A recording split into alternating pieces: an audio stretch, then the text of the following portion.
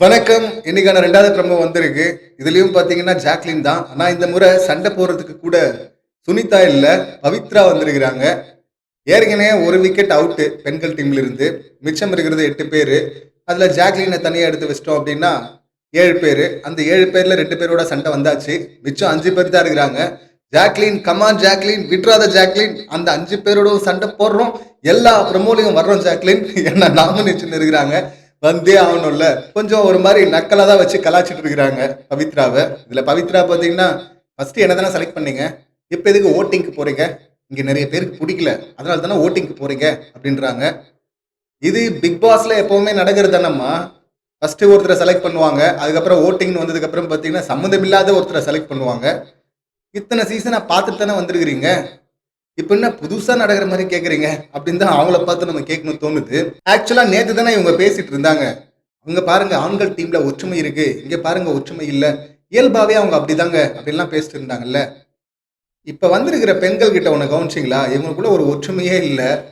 ஒற்றுமைங்கிறது இப்ப ஆண்கள் டீம்ல மட்டும் என்ன அப்படியே உத்தமமா வருகிறாங்க. அங்கேயும் உள்கூத்து நிறைய இருக்குது. ஆனா டாஸ்க் டீம்னு வரும்போது கொஞ்சம் ஒரு மாதிரி சேர்ந்துடுறாங்க. ஆனா இங்க சேர மாட்றாங்க. அது இல்லாம குறிப்பா இந்த சீசனுடைய பெண்களை பார்க்கும்போது யாருமே பேசி ஒருத்தரை கன்வின்ஸ் பண்ண ரெடியாவே இல்ல. எல்லாம் கோச்சிட்டு போறவங்களாவே இருக்கிறாங்க. நாமினேஷன்ல 2 பெண்கள் தான் இருக்கிறோம். சௌந்தர்யா, ஜாக்லின். நாங்க எங்களை வெளிப்படுத்தியே ஆகணும். அப்பதான் ஓட்டு வாங்க முடியும். ஸோ எங்களுக்கு ஸ்பேஸ் வேணும். எங்களுக்காக நீங்க ஸ்பேஸ் கொடுத்தே ஆகணும். அப்படின்னு அந்த பாயிண்ட்டை முன் வச்சியாவது ஜாக்லின் பேசியிருக்கலாம். இல்ல சௌந்தர்யா பேசியிருக்கலாம். ஆனா ஏன் அதெல்லாம் பேச மாட்றாங்க? இதைத்தானே இத்தனை சீசன்ல பார்த்து கத்துக்கிட்டு வந்திருக்கணும். அந்த பாயிண்ட்டுக்கே போக மாட்றாங்க. ஆவுன்னா சண்டை போடுறாங்க, கோச்சிக்கிட்டு போயிடுறாங்க. பட் நல்லா தான் இருக்கு. சண்டை போடுங்க. பஞ்சாயத்து வந்தா தானே எங்களுக்கு கொஞ்சம் சுவாரஸ்யமா இருக்கும்.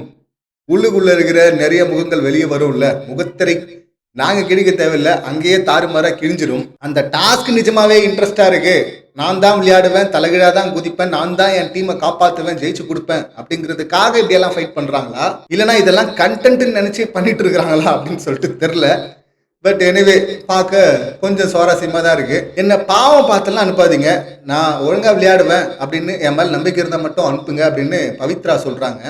இந்த பக்கம் அதுக்கு முன்னாடி ஜாக்லின் பார்த்தீங்கன்னா, நீ பாவமோ பாவம் இல்லையோ எனக்கு நீ போவேனா அப்படின்னு கலாய்ச்சிட்டு இருக்கிறாங்க. ஜாக்லின் இந்த மாதிரி நாமினேஷன் இருக்கும்போது ஓவரா வார்த்தையை விடக்கூடாது, கலாய்க்கக்கூடாது. பட் அவங்களுக்கு ஒரு நம்பிக்கை இருக்கும் போல இருக்கு. ரஞ்சித் அண்ணா இருக்கிறாரு, அந்த பக்கம் ரவீந்திரன் சார் இருக்கிறாரு, இன்னும் மற்றும் பலர் இருக்கிறாங்க. அவங்கள யாராவது என்ன காப்பாத்திடுவாங்க அப்படின்னு சொல்லிட்டு ஜாக்லின் நம்புறாங்க போல இருக்கு. இந்த பிரமோ பார்க்கும்போது எனக்கு சிரிப்பா தான் இருக்கு. உங்களுக்கு எப்படி தோணுது அப்படிங்கறத கமெண்ட் பண்ணுங்க. மீண்டும் அடுத்த வீடியோல சந்திக்கலாம். நன்றி, வணக்கம்.